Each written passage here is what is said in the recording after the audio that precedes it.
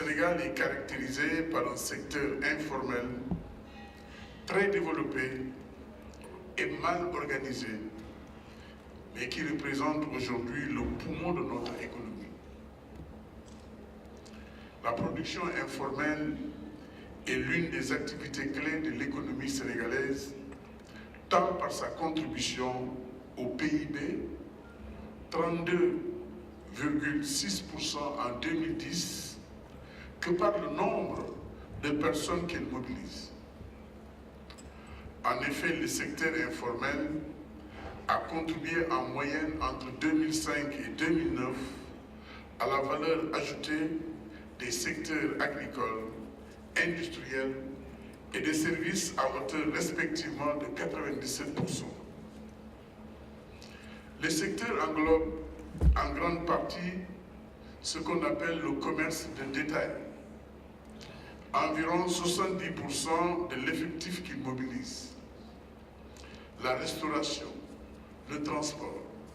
Je pense qu'il n'est pas besoin de revenir fondamentalement sur les caractérisations du commerce de rue. Car en effet, cette problématique est connue des maires des grandes villes. Seulement, les réponses adéquates et pérennes ne nous satisfont pas encore.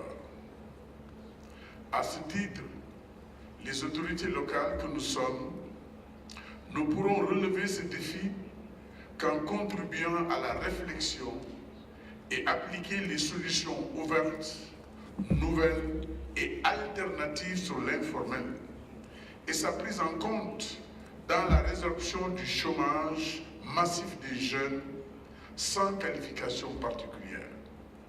C'est pourquoi je me félicite de cet espace d'échange, de partage, surtout de leçons apprises au niveau de certaines grandes villes africaines ici conviées à cette réflexion. Fort de ce diagnostic, la ville de Dakar a initié une politique de rupture en temps avec tout ce qu'il y a eu comme auparavant. Une politique de rupture en adoptant une démarche participative novatrice.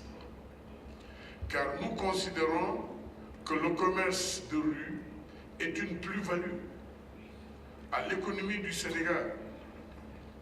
Et les initiatives prises par la ville de Dakar peuvent être résumées ainsi qu'il suit.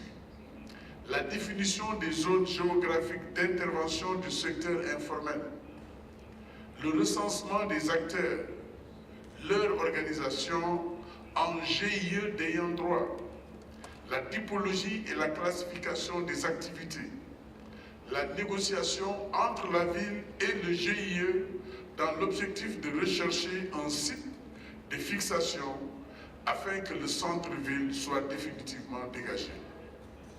Pour nous, Dakar, il ne s'agit pas de désencombrer, il s'agit de recaser. Et le maire Khalifa Sall a coutume de dire, tant qu'on n'aura pas trouvé un site de recasement, il ne procédera pas à l'enlèvement des marchands ambulants.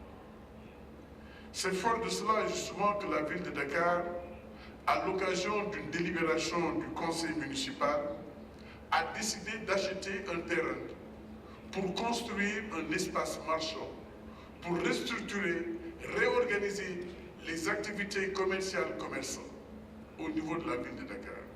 Ce site se trouve au niveau de Félix Eboué, pour ceux qui connaissent Dakar, parce que notre ambition, c'est de faire de Dakar, justement, au niveau de la zone de Félix Eboué à Petersen, la zone commerciale, commerçante. Toutes les activités commerciales vont s'y dérouler. Et le centre-ville, justement, va retrouver sa fonction administrative. Car, comme vous le savez justement, le commerce de rue peut constituer un obstacle à la mobilité urbaine, à l'amélioration du cadre de vie, peut poser un certain nombre de contraintes. Mais, il faut le rappeler, le maire de Dakar a bâti son magistère sous le signe de la concertation, de la consultation, voire même de la responsabilisation.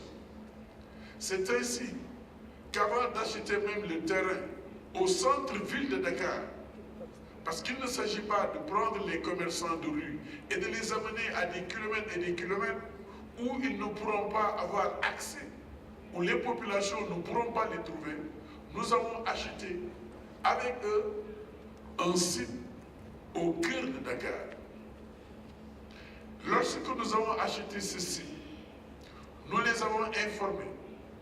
À l'époque même, j'étais le premier adjoint au maire de Dakar, nous avons organisé une visite du site.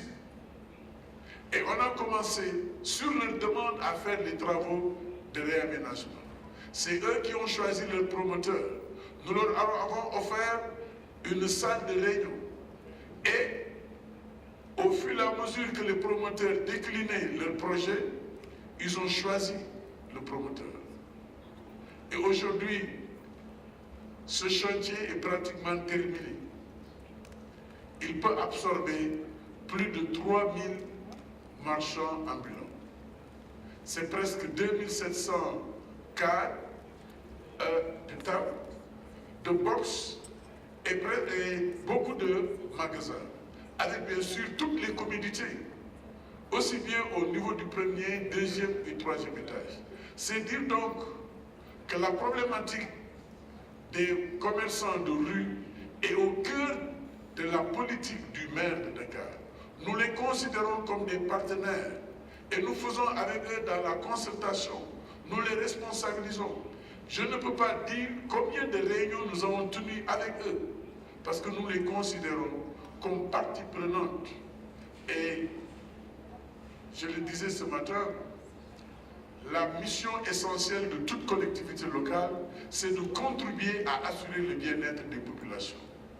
Et sous ce rapport, nous devons la main dans la main, regarder dans la même direction, comme disait Lumumba à son épouse lorsqu'il était emprisonné. Lumumba disait à son épouse, s'aimer, ce n'est pas se regarder, mais regarder dans la même direction. Au Sénégal, avec les marchands ambulants, nous regardons dans la même direction. Je vous remercie.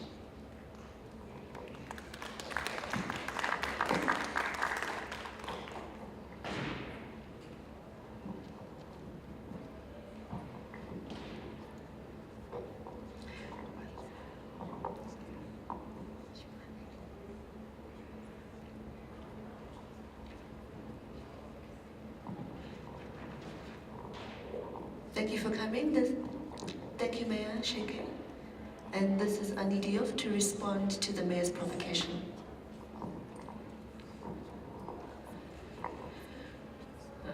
Bonsoir, chers camarades. Je me présente, Madame Annie Diouf, représentante de la Confédération nationale des travailleurs du Sénégal, la CNTS, et secrétaire générale du syndicat national des travailleurs de l'économie informelle. Je me réjouis d'être aujourd'hui parmi vous. Par souci de problèmes techniques, je n'ai pas pu mettre mon texte sous diapo, mais j'espère que je pourrai bien répondre à mon maire. Permettez-moi de vous transmettre les salutations de mon secrétaire général, le camarade Modi Guiro, et les salutations aussi de mon maire, le premier magistrat de ma ville, en l'occurrence, M. Khalifa Sall. Ma présence aujourd'hui parmi vous est de partager avec beaucoup de gens l'expérience inclusive du traitement et de la gestion du commerce de rue dans notre ville. Mon maire vient de le dire tout de suite, je ne vais pas répéter tout ce qu'il a dit, mais quand même je viendrai confirmer. Confirmer parce que le maire Khalifa Sall en 2002, lorsqu'il est arrivé au magistère de la ville de Dakar, il avait trouvé que Dakar était presque en lambeaux à cause de problèmes des marchands ambulants. En 2007, tous les gens du monde se souviennent des émeutes qui ont eu lieu à Dakar à cause d'un déguerpissement forcé que les policiers avaient voulu nous imposer. Ces émeutes ont troublé presque le sommeil des autorités d'antan. Et les politiques étaient entrés dans nos organisations. Ils ont essayé de nous couvrir, comme on dit, mais c'était aussi une façon de nous diviser pour mieux régner. Nous avons eu beaucoup de difficultés dans les rues de Dakar. Mais à l'arrivée du maire Khalifa Sall en 2007, la première chose qu'il a fait, la première institution, je peux dire, la première population qu'il a reçue dans son bureau, c'était nous, les associations des marchands tabliers de Dakar. Lorsqu'il nous a reçus, il nous a fait comprendre qu'il n'est pas là pour faire souffrir une population, mais il est là pour servir une population. Il nous a fait comprendre qu'il veut gérer la ville de Dakar de manière inclusive, il veut gérer la ville de Dakar avec sa population participante. Monsieur le maire vient de le dire, c'est vrai. La première session du conseil municipal de Dakar s'est tenue au mois d'octobre.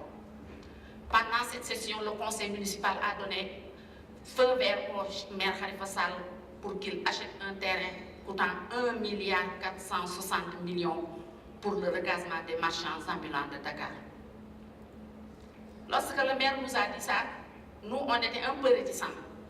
Parce que des jeunes, des femmes qui passent presque 15 heures de temps de leur vie, chaque jour, dans les rues, sous le soleil et sous la pluie, si un maire fraîchement élu vient nous dire que je vais vous acheter un terrain, je vais vous recaser et je ne vais pas vous faire quitter vos lieux de travail sans pour autant que j'ai pour vous recaser, nous n'avions pas eu confiance. Mais Dieu a fait qu'en l'intervalle de 2 mois, entre septembre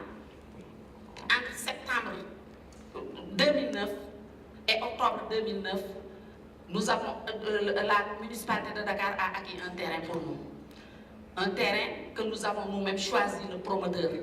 Nous n'avons même pas choisi un promoteur en multinational, mais nous avons choisi un promoteur acteur de l'économie informelle comme nous, qui nous a construit un centre commercial aujourd'hui de R+3 qui peut aujourd'hui être rempli par 3800 marchands ambulants. Et ce n'était pas aussi facile, parce que c'était toujours pas de bonne guerre. Les politiques ont infecté le milieu ambulant au niveau de Dakar, ça il faut oser le dire. Parce qu'à chaque fois que la ville essayait de poser un jalon pour la reconnaissance de ces marchands ambulants, on retrouvait à côté des politiques qui venaient pour essayer de nous diviser, toujours pour mieux régner. Mais Dieu a fait qu'aujourd'hui, à ce jour, le centre commercial Félix Eboué, qui a été dédié aux marchands ambulants par la municipalité de Dakar, est devenu fonctionnel. On nous l'a livré le 15 de ce mois passé. À l'heure où je vous parle, près de 2000 et quelques marchands ambulants ont reçu leur numéro pour pouvoir rejoindre ce centre commercial. Je crois que nous ne pouvions faire que nous en réjouir.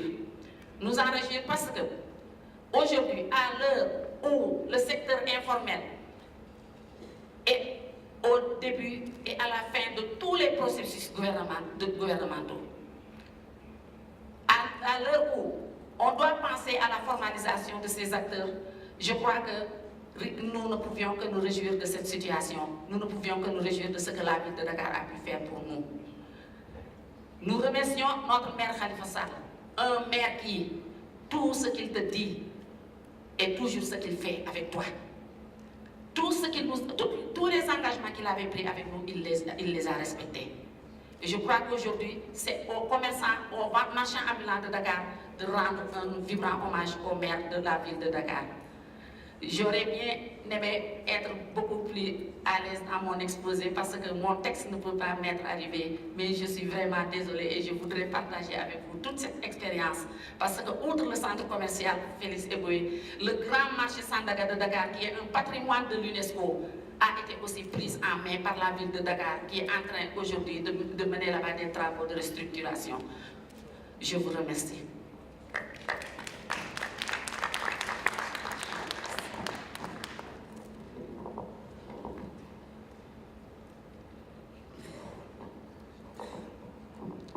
We will be showing the film that Annie refers to during the break, so if you would like to watch it, please stay and take a look.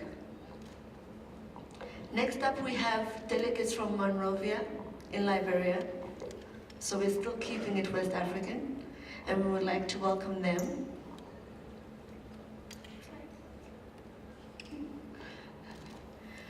First of all, we will have a provocation from Mayor Clara Vogel. Am I pronouncing that correctly?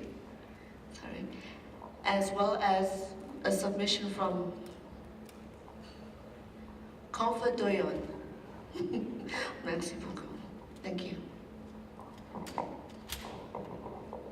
Good afternoon, distinguished ladies and gentlemen. I would like to start by thanking the Center for Urbanization and Built Environment Studies, along with the South African City Network, for who invited me to deliver the second keynote address in collaboration with StreetNet International. I am honored to be here.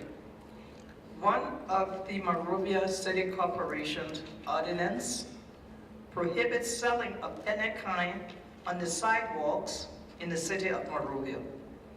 However, the reality today is that in almost every city in the world, people do sell on the sidewalks and have sidewalk cafes. And in some cities, many people depend on selling on the streets to survive. This makes it almost impossible to enforce our city ordinance and restrict petty traders from selling on the sidewalks and on the streets. In Monrovia, anyone selling outside a shop or store is considered a petty trader, which includes the hawkers walking the streets, people selling outside in wheelbarrows, and those selling on the sidewalks.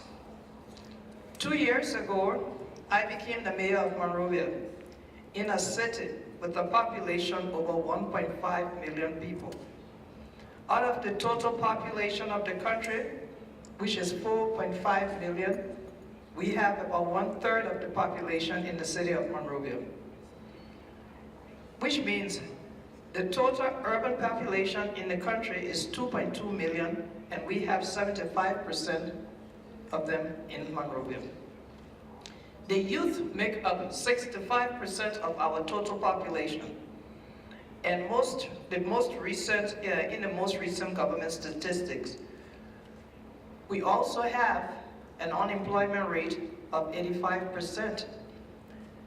If you look at 65% of those youth looking for jobs, in that 85% without jobs, you can understand why street traders make up about half the population of those doing business in Liberia in the informal sector. The petty traders are mostly young men and women who feel their only opportunity for making an honest living is to sell on the sidewalks, move around in wheelbarrows, or move around town hawking things such as jeans, t-shirts, tennis shoes, jewelry, to name a few of the legal things they sell.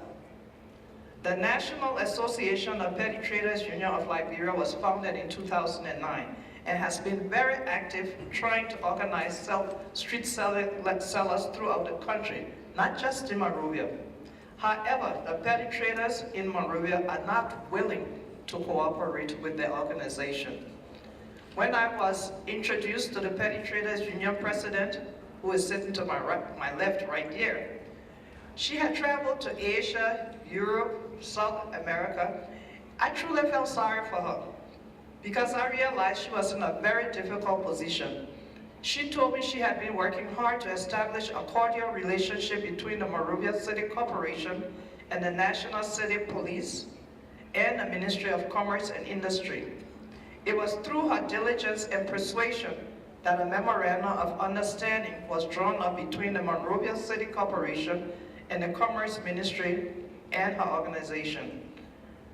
The president of this organization, Comfort to my left, will provide more detailed information on how they use the MOU to keep on operating in Monrovia. As the mayor of Monrovia, one of my responsibilities is to keep peace between the police and the petty traders, because there are often clashes between the police and the petty traders over territory demarcation. With the signing of this MOU, there seem to be fewer and fewer lately. The MOU means the police know there are certain areas the petty traders are allowed to sell on, and there are certain times they will try to cross that line, but we're still working with that. However, I would like to close by saying that there are petty traders in all of the African cities I have visited, and they will not be going away anytime in the near future. Therefore, we, the city's authorities, will have to be creative and reasonable in dealing with them in order for them to continue to generate jobs, provide incomes for their families, and contribute to the overall development, peace, and security of our countries. I thank you.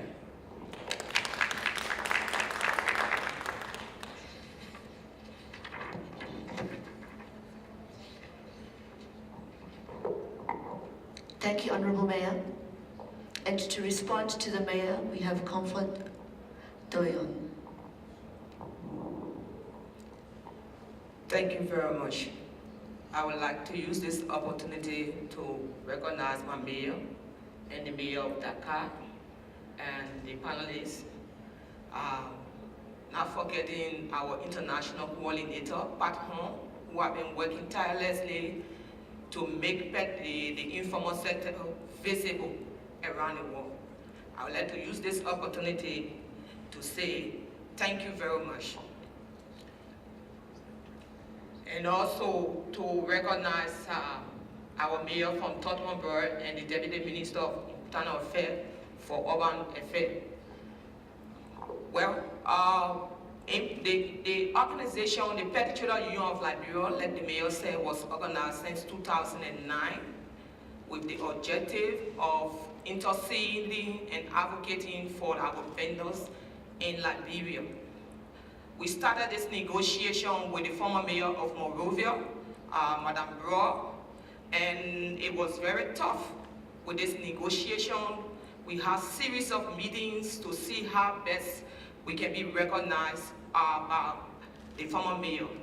And to no avail, there were lots of lapses, and we still continue with the negotiation until 2 years, the mayor of Monrovia, Clara Mvogo, was appointed by the president, and we decided to negotiate, to engage her, to see how best we as petty traders or the informal sector can be recognized.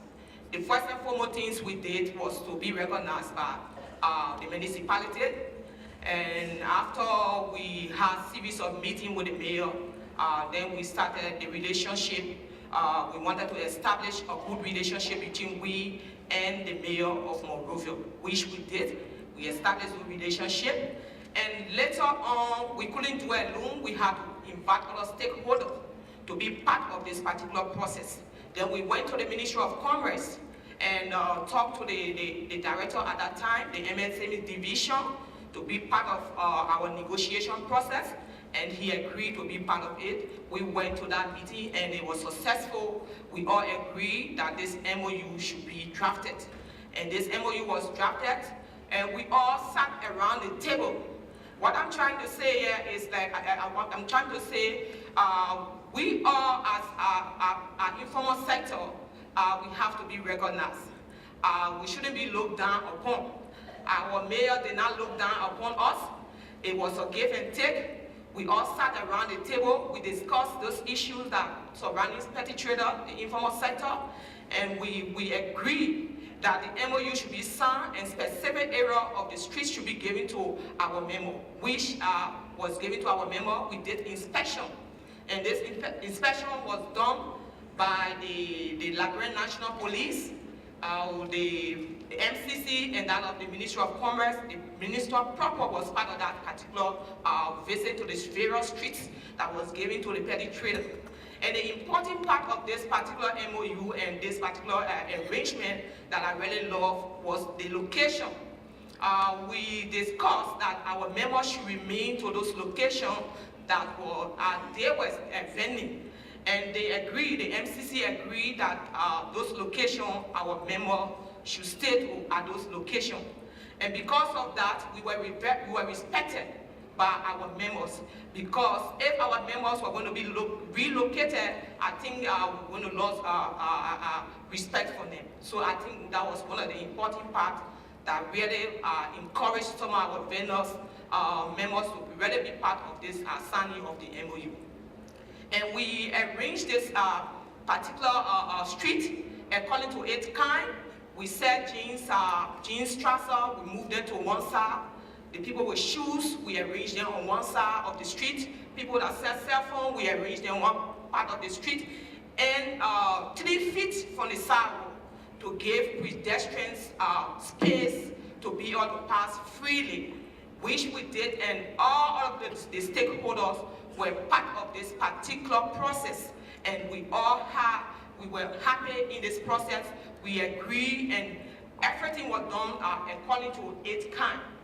And the vendors started selling, and we did this ID card for our members, which we produced, and the fees that was charged by the municipalities, certain fees were given to the municipalities, and certain fees were for the members to do their ID card.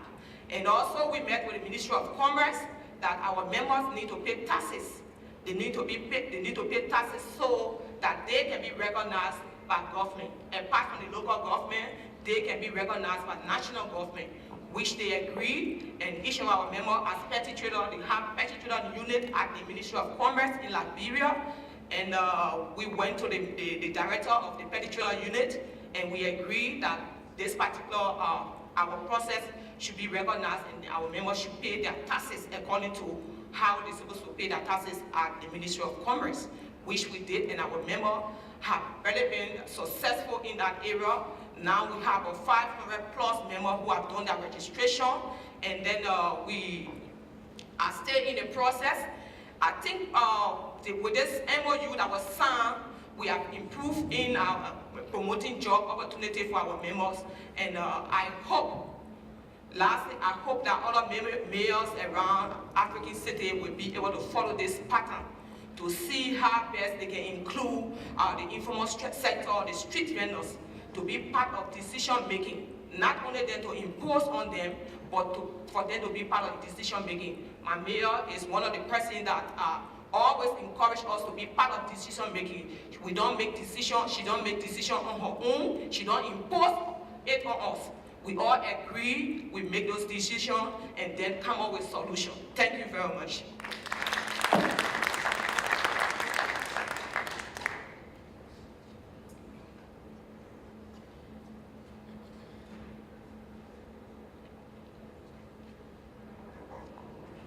Merci beaucoup, and thank you to all of you for coming and giving us some very good pointers and advice and strategic thoughts about how we can move forward in the informal trading sector. I would like to open it up to the floor to take questions and comments. If you have anything you wanted to say to our panel, when you take the mic, please introduce yourself and then ask your question. Thank you.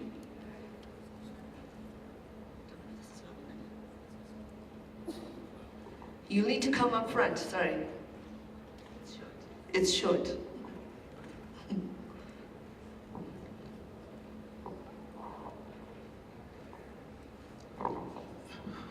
Thank you, everybody. Thanks, my panel, and then you announced beautiful things to us, how you are faring the other side of your countries, and then so I would like to thank you very much about that, and then to hear from you what you presented to us is that some question lingers on, but not so much a heavier question on first the mayor of Dakar, and then you presented to us, and I saw in the visual pictures that there's something that is too much, which I've seen there, that the place congested with traders, a lot. It means some kind of job opportunities are not there. Why is it not so much job opportunities? Maybe you can address us onto that aspect, because so as I see that the informal trading and then how it is looking like there, and then at least and you have given in that people should trade without harassment. That I congratulate you about that. Secondly, to the mayor of Liberia, I'd like to congratulate the president traders who spoke the same language about you, that you engage in each other and then you are getting fine along. And then I would like to pose a question to the mayor as well, that what is shorting of you to empower the traders in other aspects of other things, there were skills of such. Did you have to train them in skills for doing other things better than trading on the streets? Thanks very much. We'll take a set of questions. Can we take a set of 4? Can you come and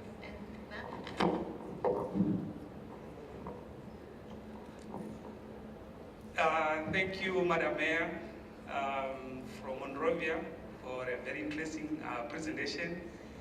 And also thank you to the lady from the Traders Association. Mine is a simple question. When I was listening to you present, it appeared as if the petty traders, I'm going to use the term that you used, but I'm sure if I were to use petty traders. Okay, let me introduce myself. My name is Max and I'm from SALGA, South African Local Government Association. I'm based in South Africa. So I'm going to use petty traders in the form that you used it, but not, if I were to use it here and call them petty traders, I'll be mincemeat. It appeared to me as if the difficulties that the street traders had initially, it had a lot to do with the personality of the previous mayor. And secondly, it appeared as if what seemed to have been a problem was the ordinance that did not allow them to trade from the street. I was battling to understand, aren't these ordinances actually approved and adopted by municipalities, or is it something that is done by some other forces outside of your municipality? That's point number 1. Point number 2, I battle to understand, if your ordinance is law, how it is that you can amend a law through a memo.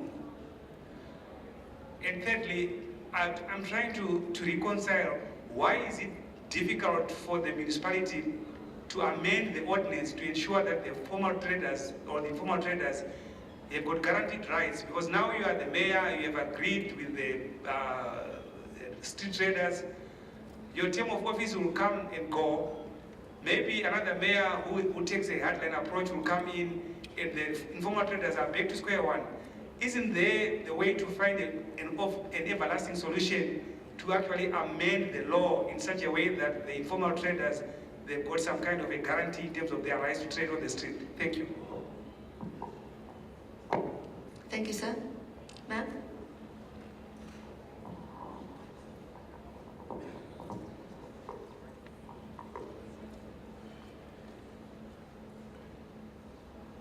And we'll have one more after this. Merci. Mon nom est Dakagwe Kaba. Je suis la présidente du réseau guinéen de l'économie sociale solidaire en République de Guinée. J'ai été vraiment émerveillée d'avoir un panel sur le secteur informel que nous voulions qualifier du secteur populaire parce qu'il regorge presque la moitié, plus de la moitié de la population de nos villes, notamment de nos grandes villes. Alors, je voudrais poser une question et faire des commentaires. Est-il possible de structurer le commerce de rue en l'absence d'une gouvernance locale forte? C'est ma première question. C'est-à-dire une gouvernance forte, en ce sens qu'il doit avoir des lois, adopter des lois, qu'il doit aussi être fait un suivi du respect de la loi, et l'existence des mesures, pas des mesures ou des mécanismes, n'est-ce pas, d'application de la loi en cas de violation de celle-ci. Parce que le commerçant que vous appelez, vous appelez commerce informel, là, c'est le commerce aujourd'hui, si il a des avantages, il occupe beaucoup de personnes, il nourrit beaucoup de familles, mais c'est au niveau de ce secteur aussi qu'on rencontre beaucoup de problèmes liés à beaucoup de malversations, dont entre autres la vente de la drogue. C'est dans le secteur informel aussi qu'on trouve ça.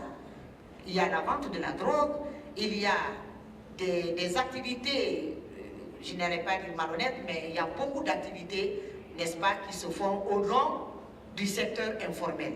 Est-ce que les municipalités ou les autorités locales ont la capacité, aujourd'hui, ont la force de maîtriser le secteur informel dans nos pays?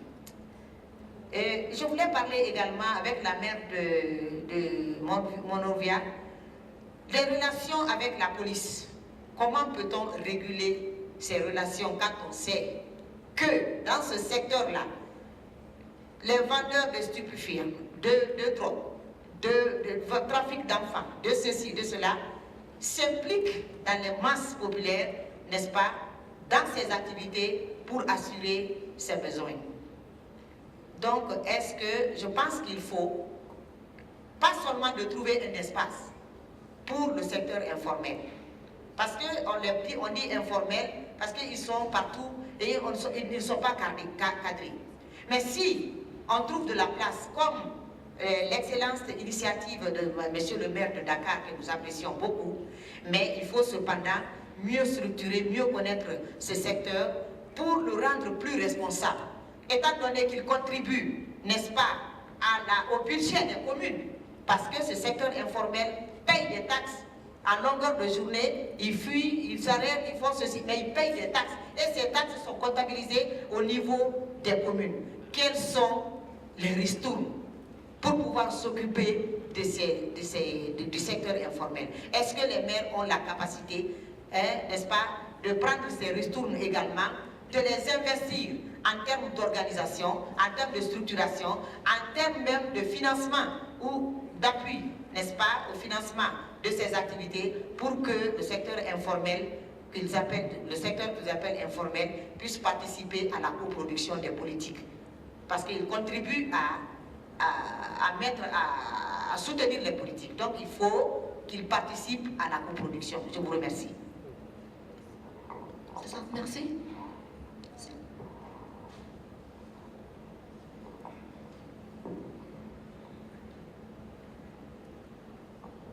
Merci, moi c'est Abdoulaye Kaba, directeur national de la décentralisation Guinée-Conakry, donc la tutelle.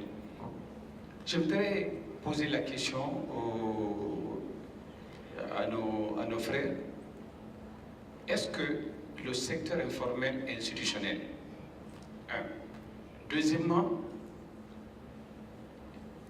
je remercie très sincèrement monsieur le maire de Dakar pour avoir initié de quitter l'informel, parce que en créant 3000 emplois, ça veut dire que on est en train de lutter contre l'informel qui n'est pas légal.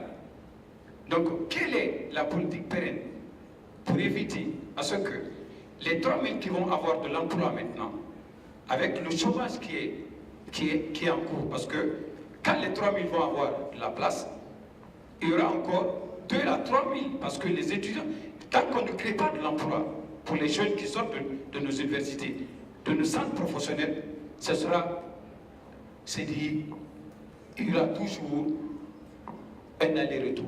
Donc il faut qu'on quitte le secteur informel pour créer de l'emploi. Je vous remercie. Merci, monsieur.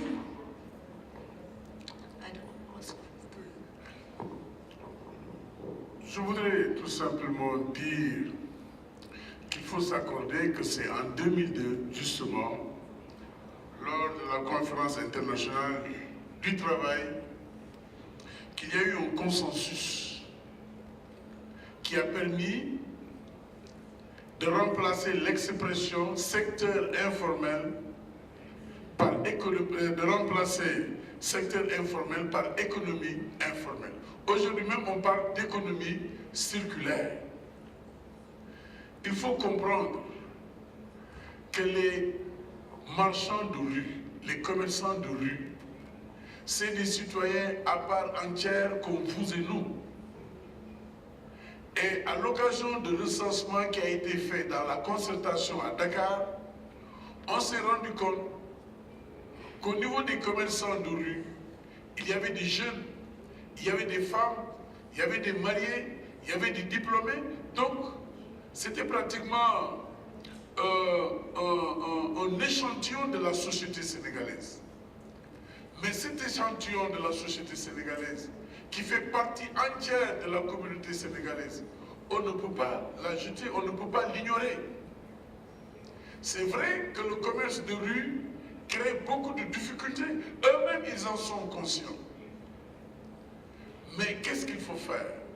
Ce qu'il faut faire, ce n'est pas recourir à la loi, à l'application aveugle de la loi. C'est de comprendre aujourd'hui que le commerce de rue est une opportunité si il est organisé, encadré, structuré. L'exemple de Dakar, j'ai parlé tout à l'heure d'espace de Félix Eboué. Mais il ne s'agit pas seulement de box ou de cantine. Il y a une banque au niveau de cet espace. On pense même à la capacitation, à la formation de ces marchands ambulants. Dans notre pays, il y a beaucoup de Sénégalais aujourd'hui qui sont devenus de grands monsieur ou de grandes dames, mais qui sont partis du commerce de rue. Tout est problème d'organisation, de restructuration. Et aujourd'hui, il faut le dire, les marchands ambulants sont dans d'excellentes dispositions. Et cela, grâce à la concertation, grâce à la consultation, grâce à l'aménagement d'espace pour discuter et échanger, parce qu'ils sont conscients de leur devenir. Et ils veulent, comme tout autre citoyen, réussir dans la vie. Mais il faut leur offrir ces opportunités. Aujourd'hui, force est de comprendre qu'avec la crise internationale, que ce soit en Afrique, en Europe ou en Amérique, le sous-emploi est devenu une réalité. Si vous allez aux États-Unis, le commerce de rue existe. Au début, c'était les retraités de guerre à qui on donnait des licences qui faisaient le commerce de rue. Aujourd'hui, ce n'est plus le cas avec la crise. Tout le monde est dans le commerce de rue. Tout le monde veut se sauver. Et j'ai rappelé tout à l'heure l'apport du commerce de rue dans l'économie et dans le PIB de notre pays. Et comment peut-on ignorer ça? Du point de vue de l'apport économique, mais du point de vue du nombre de commerçants, d'hommes, de femmes, de jeunes, qui s'adonnent justement à cette activité-là. Je suis d'accord qu'il y a des contraintes, mais il faut, en bonne intelligence, essayer de l'organiser, de le structurer et de créer une sorte de ce qu'on appelle passerelle.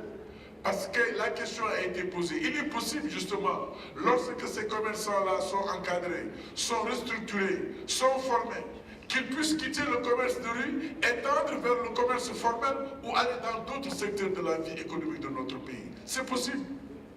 Il y en a beaucoup. Beaucoup de grossistes, de grands commerçants sont passés par là. En vendant des pantalons, des boucles d'oreilles, des objets d'art. Mais avec leur témérité, avec bien sûr la sollicitude, l'accompagnement des autorités locales, ces commerçants sont devenus aujourd'hui des modèles réussis. Et je pense, et c'est comme ça qu'il faut comprendre, et c'est pourquoi par rapport à la question, les actes que nous posons, ce n'est pas des actes individuels ou personnels, c'est des actes au nom de l'institution. Et il y a ce qu'on appelle la continuité de l'État. Lorsque une autorité locale prend une décision, mais cette décision, après même, cette autorité locale fait fi et doit être appliquée. C'est ça la réalité. Ce n'est pas parce que Madame le maire pose un acte que demain elle n'est plus maire, l'acte qu'elle avait posé cesse d'exister. Non, même si la loi existe, il nous faut de façon intelligente penser à son application, faire de sorte que, sous une forme pédagogique, sous une forme très douce, arriver ensemble à travailler pour la promotion du collectif. Nous croyons à la promotion et au développement du collectif. C'est pourquoi, je le disais tout à l'heure, le maire a inscrit son magistère sous le sceau de la concertation, sous le sceau des échanges, sous le sceau du dialogue, sous le sceau de la construction. Et je pense qu'ensemble, nous pouvons réussir, ensemble, nous pouvons faire de sorte que justement ce commerce de rue soit mieux structuré, mieux encadré et contribuer davantage à l'économie de nos villes africaines.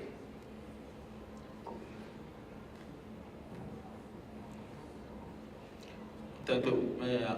Maybe you can also touch on the last question of the institution.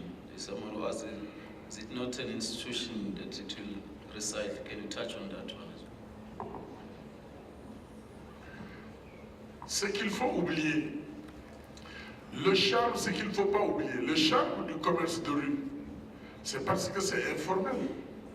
Mais si vous voulez le formaliser, mais il perd non seulement son charme, mais ce secteur va disparaître. Et un grand penseur disait que le développement est global. Il englobe l'ensemble des secteurs de la vie.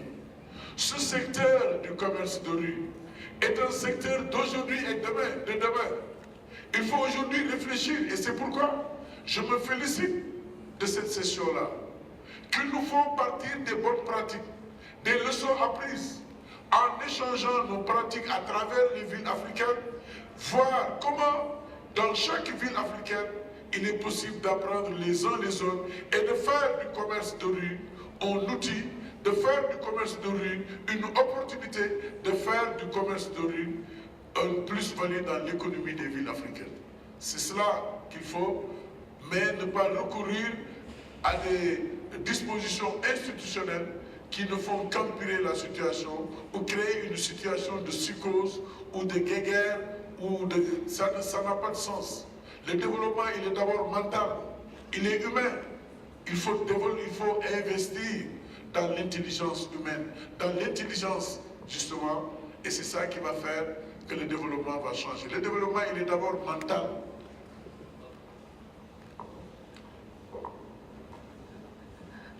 Je voudrais répondre un peu à ma sœur de Guinée, qui tantôt disait que c'est dans ce secteur informel qu'on trouve des vendeurs de drogue, qu'on trouve des trafiquants. Je pense bien que ce genre d'individu, ce n'est pas seulement dans le secteur informel qu'on le trouve. Dans ce secteur informel, monsieur le maire l'a dit tantôt, vous trouvez quand même des personnes dignes.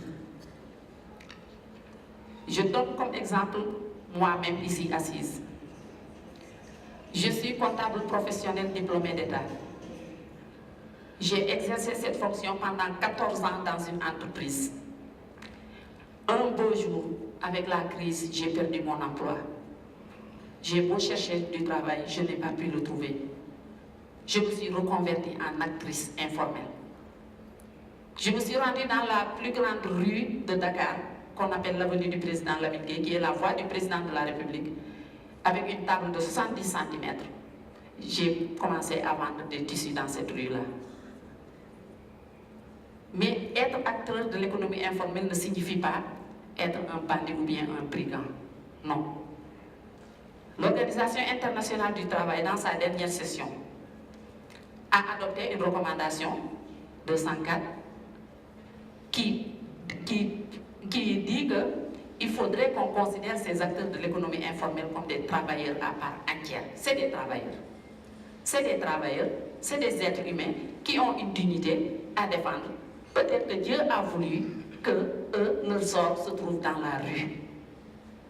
Donc, je crois que si un maire comme le maire Khalifa Ababacar Sall a vu, parce que c'est un maire visionnaire, a vu que la meilleure façon d'aider une personne, c'est pas de la réprimander, c'est pas de l'heurter, c'est pas de l'humilier, mais au moins c'est de le mettre devant ses responsabilités. Et c'est ce qu'il a fait avec vous. Parce que acheter un terrain pour dire aux gens que je pouvais construire un marché. Vous venez, je vous dis que j'ai construit mon marché, entrez dans ce marché, vous allez payer tant et tant. Mais je ne le ferai pas. Je vous ai acheté un terrain. Prenez votre titre foncier, allez chercher un promoteur. Discutez avec lui de combien vous allez payer dans vos cantines. Entrez dans cette sphère-là. Nous sommes entrés là-bas. Nous allons là-bas parce qu'aujourd'hui, nous savons qu'aujourd'hui, la protection sociale des acteurs de l'économie informelle, dont on pleurnichait à chaque instant. Aujourd'hui, nous avons l'opportunité aujourd'hui de nous imposer, de pouvoir au moins bénéficier d'un travail décent dans un environnement sain. Et c'est tout ce que je voulais pour dire à ma sœur que essayons de voir les acteurs de l'économie informelle d'un œil positif. Merci. Okay, thank you for the response. I'll request my panelists to be as short as possible, to be as just direct. I know the informal trade issues are touchy. You can take the whole day as thought about informal trade, so let's try to work also against time. Thank you. I would like to address several issues that were directed to me. First, the gentleman from Dhaka asked, how are we helping the petty traders? Not just by signing the MOU. We are helping them in other ways. We've decided, when you use the definition petty traders, I hope we don't get it mixed up with marketers. The marketers have a specific market. They are built for them to be there. Petty traders are those who sell on the sidewalk, move around with wheelbarrows and up things carrying it around. Those are the ones who do not have a space they can call their own. So when you give them a portion of the sidewalk, you are helping them to get a little bit more formal. And therefore the MOU that we sign help them to be able to, like she said, register. Now Commerce Ministry is involved, so the Commerce Ministry takes a small fee from their registration to help them get their license as an organization. The City Hall gets a small fee because now we recognize them as doing business in the city, and therefore we have to protect them with our police. So we have given them, when I first became mayor, I asked for a specific street to be given to them. Most famous cities in the world, certain days they current off certain streets where people can only sell on those streets.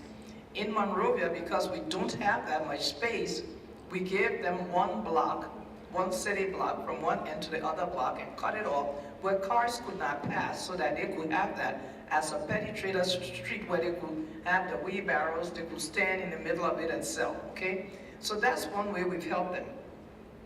And the second question I think came from the gentleman from South Africa. Ordinance, what the city had when it was chartered. Monrovia City was incorporated in 1973. Those ordinances from 73 to now have not been changed.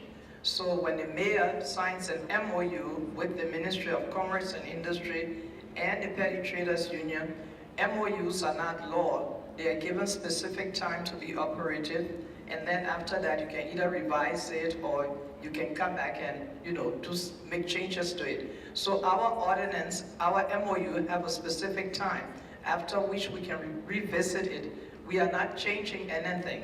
We have ways of revising the city ordinances, which we are in the middle of trying to find funding to do it the formal way. And one of the changes is going to be the definition for selling on the sidewalk. Strangely enough, the current ordinance says no selling of peanuts, no selling of banana, no selling of oranges. It doesn't include the used clothes, it doesn't include the toiletries and all these things that are being sold. Because during those days, in the 70s, those were the only things being sold on the street. So we have to take it in the current context. So petty trading today is not people who only sell oranges and bananas and plantain. These are people who sell things that you and I buy. So we had to sign an MOU to give them their space and their rights. And last, someone talked about the relationship between the police and the petty traders. In most cities that I visited, the police have a way of hassling the petty traders. I don't know about where the person asked the question about the police and the petty traders, but in our case, we are not saying it's going away. We want to reduce the amount of harassment that the petty traders get from the police. We want to say we have an understanding they can sell on certain streets, as she said. We walked through the streets with the chief of police and someone from the minister, the assistant minister from the Ministry of Commerce and Industry, and we did a whole afternoon walk through the main downtown area that we are trying to regulate. And we said, these streets they can sell on, these streets they cannot. And so what we did was we said, they can only sell but so far back. The tables have to be this dimension. The shoes have to be in racks against the wall. And we're trying to formalize it so that we do not take, as we say, bread from their mouth, but we can make it so that they make a living and contribute, because how much do they make? $2 a day, some less. That's what they take home to support their families. We want to keep on having them do that, because if we don't, they could find another way to make money, like selling drugs and, you know, breaking into homes. They've said that to me before when we're walking the street trying to get them to be less visible around the street. I can be here, you move me from here, then I have to start breaking into people's homes, eh? And I'm like, oh no, we don't want you to do that. So what I'm saying is, we have to find a way to make them feel we're protecting them and they are helping us by staying within the law. Okay, so I hope I addressed the questions that were directed at me. Thank you. Thank you so much.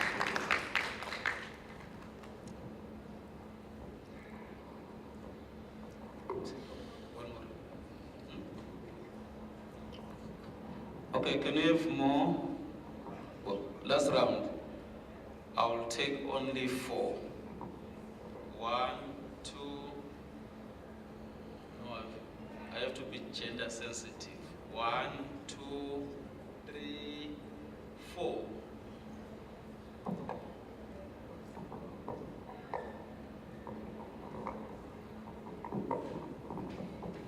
My name is Cyril Figuer from University of Luxembourg. Well, right now I'm conducting a research on urbanity and transition, mainly in developing countries, cities, specifically in African cities too.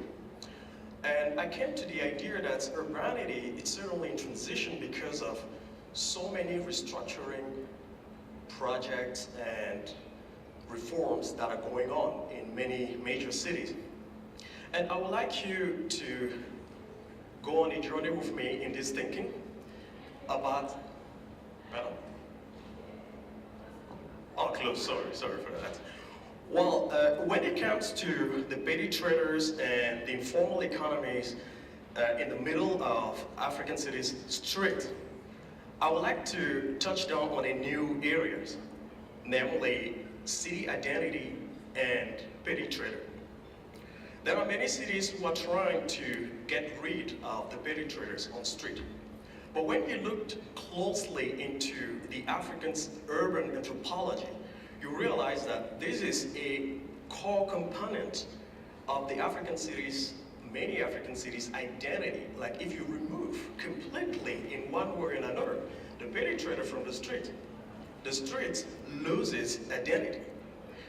When I grew in a country like Austria, in Vienna, or in Berlin, my so-called hometown, or even in Munich, and afterwards I visit a city like Johannesburg, Yaoundé, or Kigali, or any other places in Africa, the difference is that the streets are alive. So what would be your comment about the fine line that separates getting rid or resettling the petty traders and keeping that very sensitive city identity that the petty trader contribute? Thank you. Thank you, sir.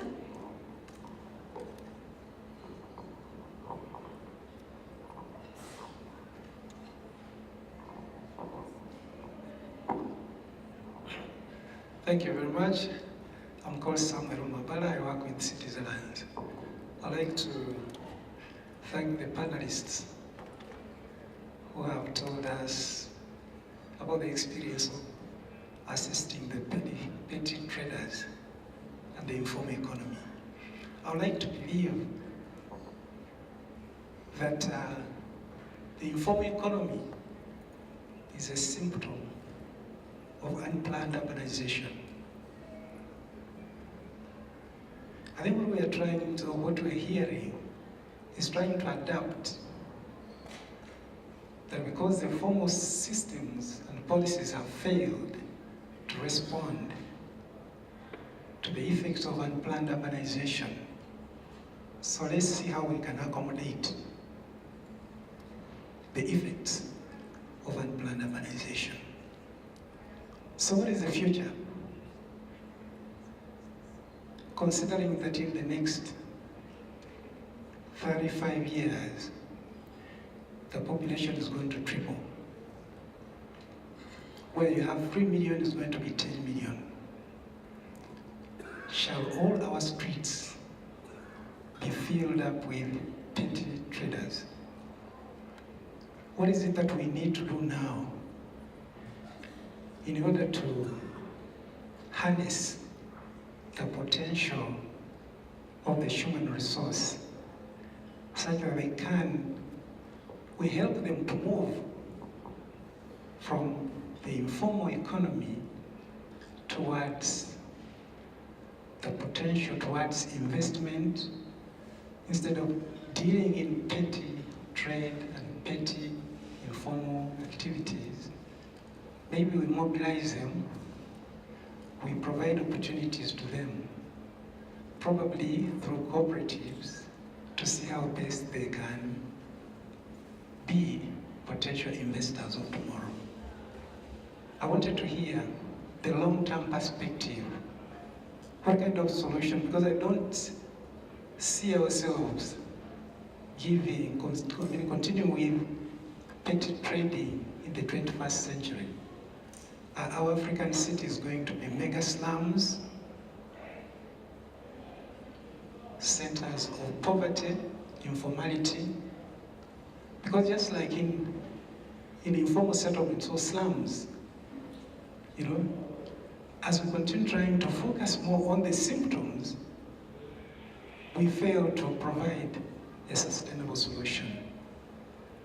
So I wanted us to be more strategic and look long term. Because right now I think we have a window of opportunity.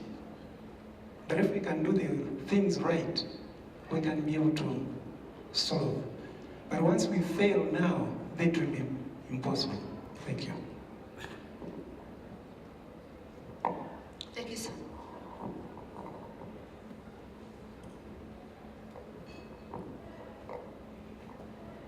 My name is Matron Hlanga from Save the Workers campaign in the inner city of Johannesburg. My question is to you, mayors. I just want to check something because we have heard how it has worked in your countries. My question is, as mayors, do you normally meet with other mayors? Because what we have seen in other African cities is that they have not implemented what you are talking about. So, and I believe that this is not the first summit. Have you ever sit down as mayors and discuss the informal sector? And if you did, have you seen anything positive out of that other African city? Because I believe from your own side, you can say that you have achieved. But when we look at the other cities, they have not achieved anything, but what they are trying to do is to take out the informal sector completely, or informal traders out of the street, which it has failed. It has never worked for them. So my question is, do you normally discuss, and what is the progress when you look at African cities? Because from my own point of view, no matter how people can think, informal sector is here to stay. It's not going anywhere. It can be 2063. We'll still continue to have informal sector. Because I heard my sister here, she says she's coming from the accountant sector, but she resulted to become an informal trader. So this shows that informal sector is here to stay, and then we need to find a solution for all countries, not only for 2 African cities, but for all African cities. We need solution because it is here to stay. Thank you. Thank you, ma'am.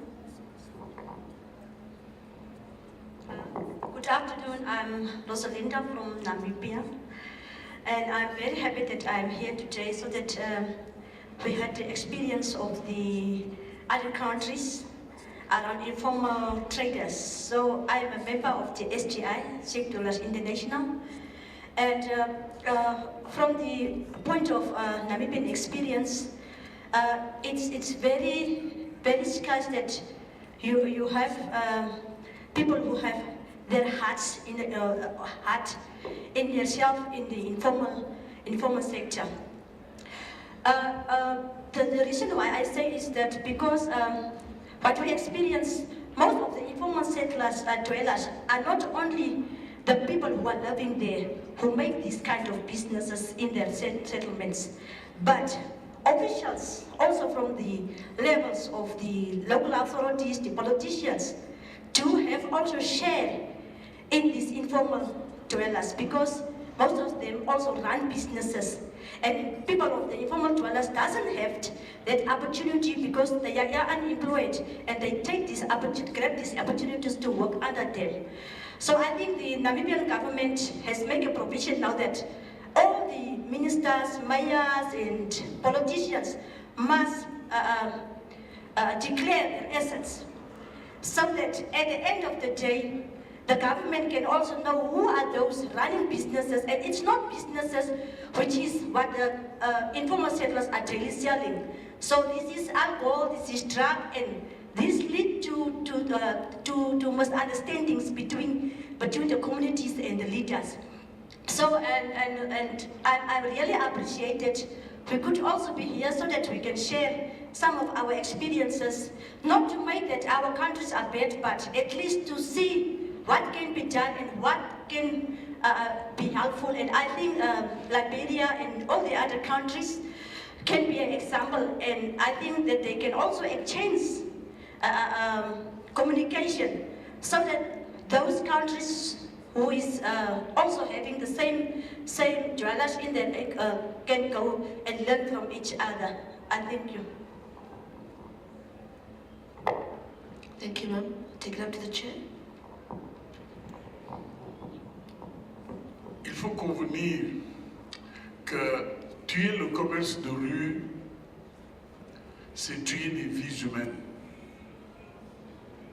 Ils sont nombreux, ces commerçants de rue, qui, au-delà de leur personne, soutiennent des familles et des familles, de par ce qu'ils gagnent à travers ce commerce de rue. Et il y a des questions qu'il faut se poser. Quelqu'un l'a dit tout à l'heure. C'est-à-dire, comment nos villes sont-elles aujourd'hui? Et comment nos villes seront demain? Hier, comme aujourd'hui, on peut dire que le fait des commerçants de rue dans les villes, c'est le fait de la crise, c'est le fait de l'exode rural. Mais ne devrions-nous pas commencer à réfléchir et à partager sur une possibilité de faire une inversion des faits? Au lieu d'exode rural, faire l'exode urbain. C'est possible. Le développement de nos territoires, fixer les gens dans leur territoire en leur créant des conditions de travail, de survie pour gagner dignement leur vie. C'est une question qui se pose. L'autre question qu'il faut se poser, et c'est mon avis, le siècle à venir, c'est le siècle de l'Afrique. L'Afrique va être la locomotive du monde. Alors si nous n'anticipons pas sur les réflexions et si nous ne prenons pas les initiatives, certainement ce qui fait le charme de l'Afrique et la force de l'Afrique risque de disparaître. C'est pourquoi nous autres Africains, nous devons nous préparer à ce siècle-là en prenant déjà les devants. Un grand urbaniste disait, les villes ne meurent pas, elles tombent en désuétude par défaut d'entretien. Il faut entretenir nos villes. Il faut sauver nos villes. Car, comme tout le monde le sait, une ville a des fonctions. Il y a des espaces dédiés au sport, des espaces dédiés au commerce, des espaces de vie et de rencontres. Mais tout cela, il faut en tenir compte et organiser cela. Aujourd'hui, il nous faut en Afrique un nouveau type de leadership qui, au-delà des contingences partisanes, va mettre la ville en avant, le développement de la ville en avant, en tenant compte de la diversité des uns et des autres, parce que la beauté du tapis se trouve dans la diversité des couleurs. Et au niveau de Dakar, au-delà du recasement des marchands ambulants, le maire a mis en place une structure que l'on appelle le Fonds de développement et de solidarité municipale, qui appuie financièrement les marchands ambulants jusqu'à hauteur de plus de 2 millions. C'est-à-dire que le maire est en train aujourd'hui de créer un nouveau type de citoyen à travers le marchand ambulant. Et c'est ça qu'il faut. Il faut investir dans le marchand ambulant. Il faut l'armer, il faut le capaciter, il faut le former, il faut le sensibiliser pour qu'il soit, comme tout autre citoyen, un acteur de développement et contribuer au développement de notre chère ville Afrique.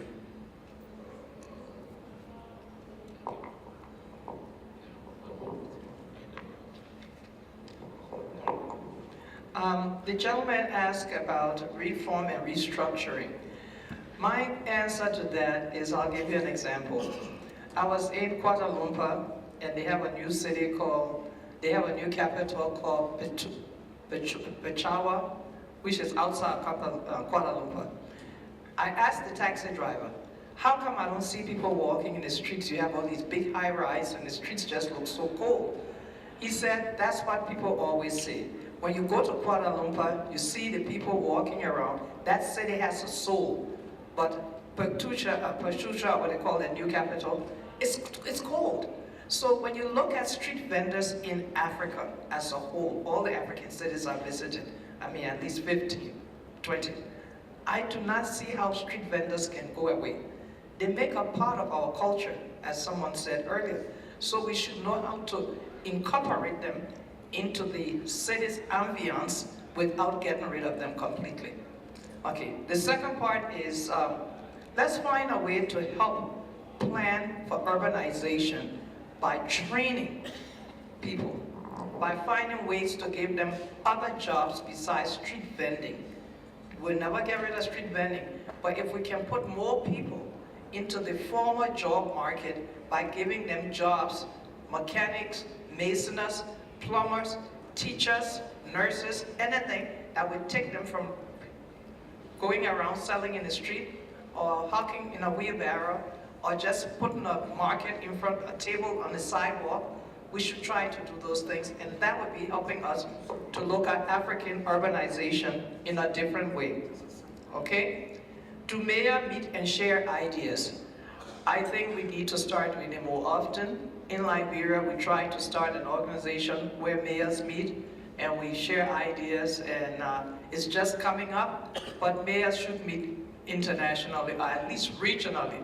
Maybe you can be the one to talk to UCGL to bring us together more often. Government officials, I'm sorry, anywhere in the world you look at today, there will be people trying to make a secondary income. Government officials are no different from the man who owns a corporation and go and buy a McDonald's because he wants to make extra money, so he buys a McDonald's outlet. I'm just saying it's a way of life. When people have, they want to get more. Government officials in my country, they buy some of those pempe that the guys run around the country using for transport. So I don't think it's going to go away, but we have to find a way for them not to have to do that by making the people who are doing these jobs for them more useful by giving them the training, the tools, the financial backing to move from just being informal to formal. I hope that's answered some of the questions people have posed to us. Thank you. Okay, thank you, Mayor. Okay, we'll take a break, a 15 minutes break, but there will be a film that will be shown while we're on the break. But my mayor here, he said he wants to say something in that. Juste pour ajouter une chose. Nous avons vu récemment ce qui s'est passé dans un certain nombre de villes d'Afrique et du monde, en l'occurrence Paris, Bamako.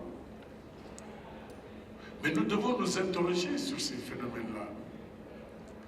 Nous sommes dans un monde de plus en plus urbain. Aujourd'hui, je l'ai dit tout à l'heure à une session où il était question de la sécurité des villes africaines.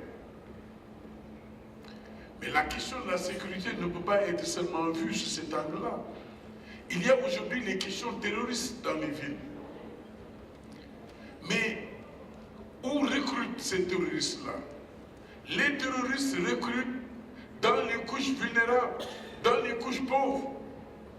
Si nous ne créons pas des alternatives à nos jeunes qui se battent pour gagner leur vie à travers ce commerce-là, nous les jetons à la main des terroristes, qui vont les recruter, les façonner et créer l'insécurité dans nos villes, comme c'est le cas hier à Paris, à Bamako, à Tunis. C'est des questions aujourd'hui qui nous rattrapent et sur lesquelles nous devons réfléchir, nous devons approfondir la réflexion et très souvent nous retrouver pour faire de sorte nos villes, et c'est ça le charme des villes africaines, nos villes, qu'elles soient des villes africaines, nous ne sommes pas des villes européennes, nous ne pouvons pas transformer nos villes en villes africaines, en villes européennes, américaines. Le charme de l'Afrique, c'est ça. Donc, faisons de sorte que ça ne soit pas que ces contraintes soient transformées en atouts et en opportunités au profit de nos villes. Je vous remercie.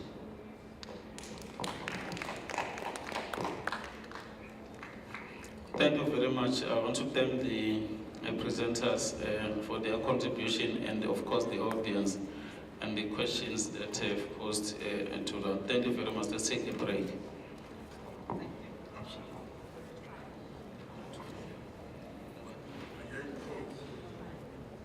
Yeah, we're coming back at 4:45.